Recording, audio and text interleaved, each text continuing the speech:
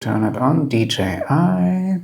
First go to DJI Mic 2 downloads and download both the newest firmware for receiver and also transmitter.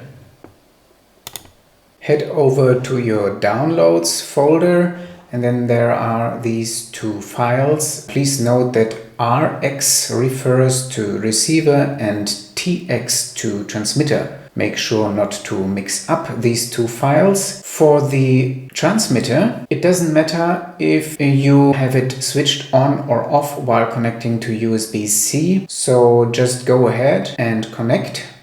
Once you have plugged in your transmitter, copy the firmware update file for your transmitter into the root directory of that new drive which just appeared. Click paste. The transmitter has to be turned on to start the update, and then the indicator LED will be flashing green and red. I will take off this one.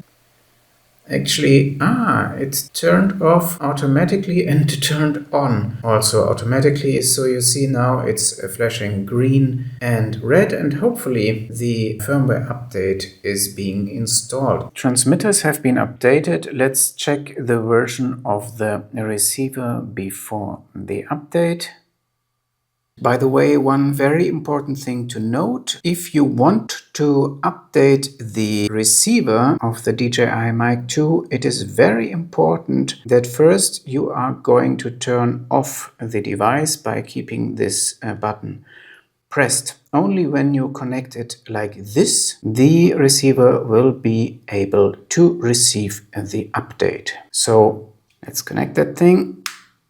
We need to copy this file here into the new drive which appeared here. In my case it's D, so paste that one in.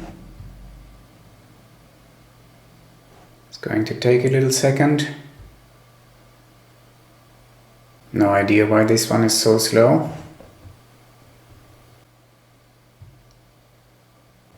So once you have it here, you just disconnect the receiver. Hopefully the update is going to start. What is it saying?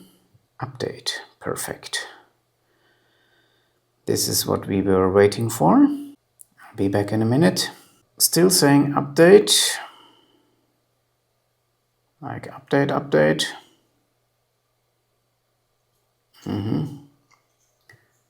This is really taking quite a while. I didn't expect that.